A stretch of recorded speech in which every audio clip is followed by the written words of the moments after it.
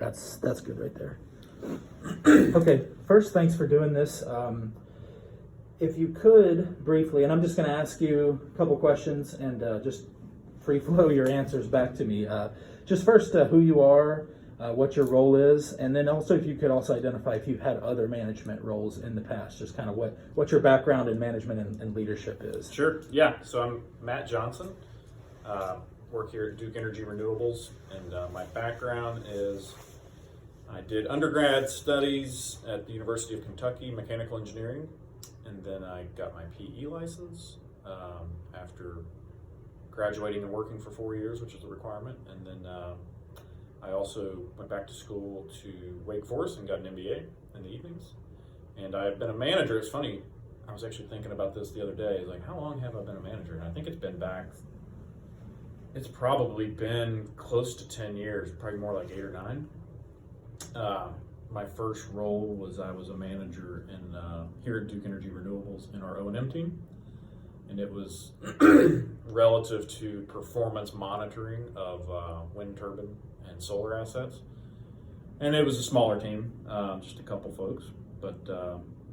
And then I transitioned from there as a manager in the asset management team, where I had a few people reporting to me, and we were managing all of our financings for all of our projects. We were managing the budgeting for all of the projects for the given years, and then working through consents, lender consents, and administrative things for financings on the back end. And then from there, I actually left the company, went down to Florida and worked for NextEra Energy, and was a manager there as well in project development. And so I had a region with developers who reported to me, and we were doing new real estate deals, interconnection filings for renewable energy projects, and really, greenfield development from the ground up, developing energy projects, solar predominantly. And then from there, I transitioned into my most recent role, which a manager again back at Duke Energy Renewables, back in Charlotte.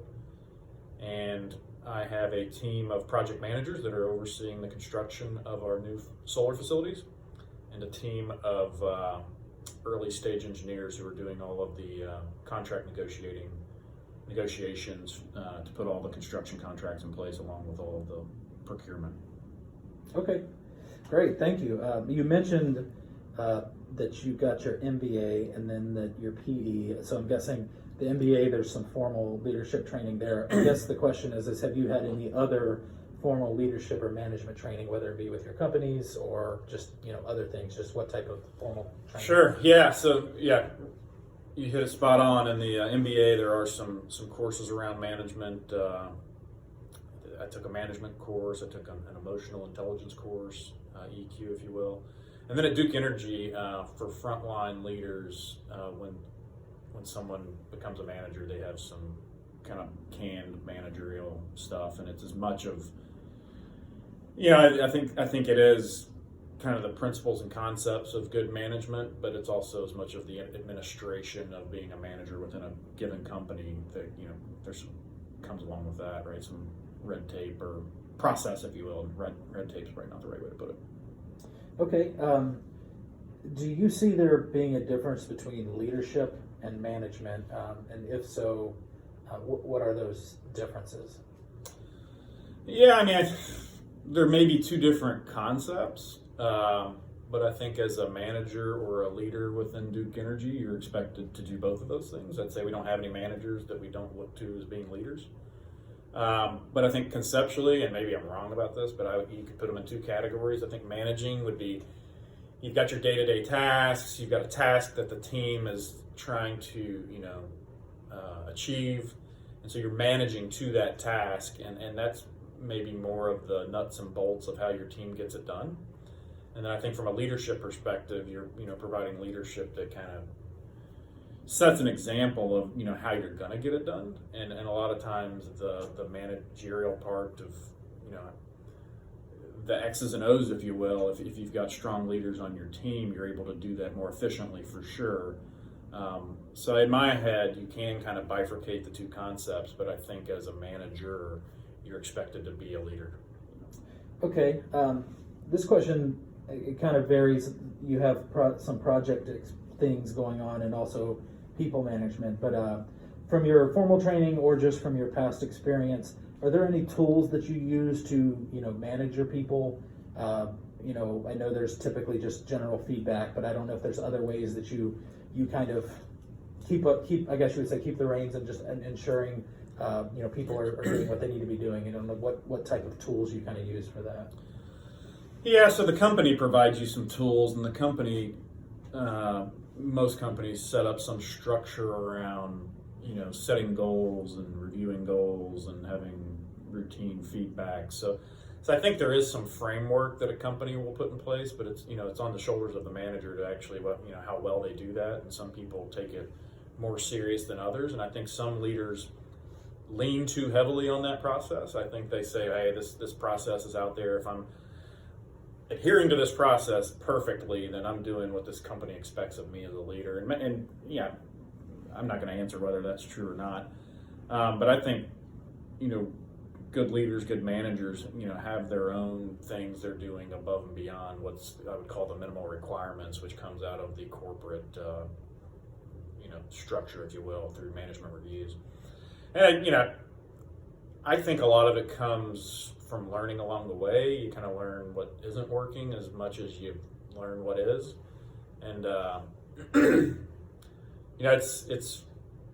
I think a lot of it, it's probably not the answer a lot of people want to hear. I think a lot of it just is in your head, right? You have people working for you. You kind of have a good gauge of whether they're, getting completed what they're supposed to be.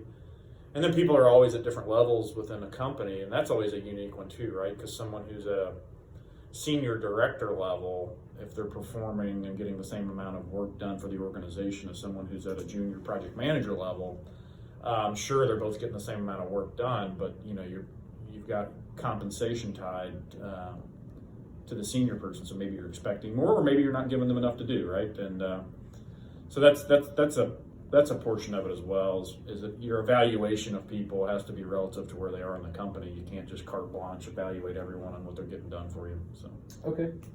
a little different than a basketball team concept, right? Where you can look at the stats and kind of figure out who needs to start, who doesn't. It doesn't really work that way when you got people at different levels.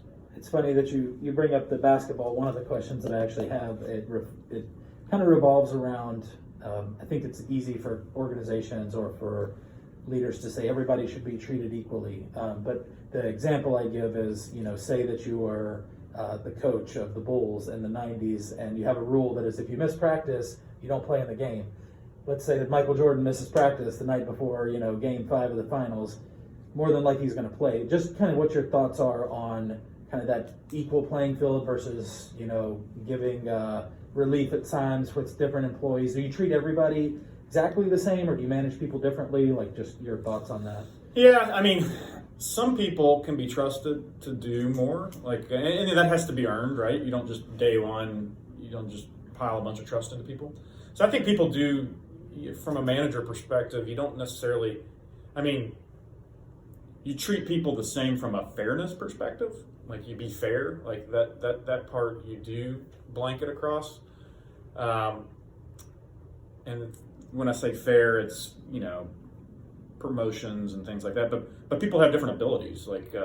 So to your point about the basketball analogy, some people, if they're very trustworthy and they're getting their job done, and they're autonomous and they're very autonomous, they just don't require the same amount of feedback loop that you may need from someone who's more junior, or someone who's not even junior, but just maybe not a self-starter.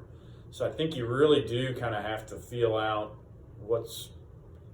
how that person is most productive, and you kind of almost want to tailor a managerial style to help them be the most successful they can be, which may require more or less involvement or different techniques. Like, some people, if you give them a checklist, they're great. They can knock out the checklist, and that's all they need. Some people don't need a checklist. They just need high level. I need you conceptually to do this, and they can do that. And then some people, they need a checklist and then a manual on how to actually get the checklist completed. So And you have different people, in an organization where it's different than a basketball team, right?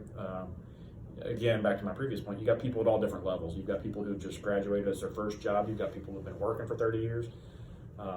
So yeah, I think based on some of those things, characteristics within a person, and then kind of where they are in their career, it does drive a little bit of different behavior. Yeah. Okay. Just have 2 or 3 more questions, and I'm guessing you went through these during your MBA, but just a refresher. So there's kind of 5 types of power that they talk about in some of our studies. Okay. One of them is reward power, which is kind of managing through, if you do this, you can win that or get that. Legitimate, which is, you've been empowered to be the leader based on the company saying you can be the leader. Coercive, which is typically a little bit more, do this or this is going to happen. Expert, which is, kind of like more engineering, I guess you would say, is, they know what they're talking about. So that derives some leadership and management. And then lastly, referent, which is kind of more of a social. I was just kind of curious your thoughts on if there are certain powers that you think work better than others, or if there are ones that don't, or if it's a blend, just that kind of thing. Yeah, it's a great question, and I've worked in 2 organizations. One where I would say here at Duke Energy Renewables, you're really empowered. It's like, I think the leadership, that's their goal, is to empower you to want to do stuff, for you to want to be engaged in doing it. And it works really well here. And I would say that as another data point, I've worked at a place where it was the more of the, hey, you do this, and if you don't, you're going to be in trouble. And be in trouble could mean we're going to have somebody else do your job. If you don't do it well, you'll be given a chance, and then you saw it happen. You saw people getting not demoted necessarily, but you would see. You'd come into work one day and it was employee X reported to employee Y the day before, and they've changed the managerial structure, and they've said, we've identified this person who was working for you as being, more efficient, and so now you report to them. And you can imagine for that manager, that's like a very hard pill to swallow, right? And it was very much of that type of organization where people were kind of doing things out of fear more than they were out of empowerment or any of these other things. But they also, they probably paid a little better than the market. And so maybe there was a little bit of that compensation piece there as well. And I think they had to, because it really wasn't a fun place to work, as you can imagine. And you would think one would have much different results than the other. And the interesting thing to me is that I didn't see a difference in results. I saw unhappy employees at one place, but the results were pretty similar. And that to me was a head scratcher. I was like, I'm surprised they're able to get as much done. And they had a lot of turnover, so they had a lot of people pouring in hours to make up for it. But that was interesting to me, because I would have thought an environment like that would have caused results to go down. But I was surprised to see that wasn't the case. Okay. And last question, we've got about a minute left. Is what's one thing you wish you knew before becoming a manager or leader that you know now? And if you could just keep the response to 30 seconds or less, just for time purposes. Yeah, no, that's a good one. I would say in my early days of being a leader, I was uncomfortable at times giving constructive feedback, and it was just something that you didn't learn until there were situations that could have been avoided had the constructive feedback been given earlier. And so that's maybe one thing. It's just challenging to do personality-wise sometimes. Okay. That's it. Great. Well, thank you. I appreciate it. And you were my last interview, so that's great. Thanks. Great. Yep. Thanks.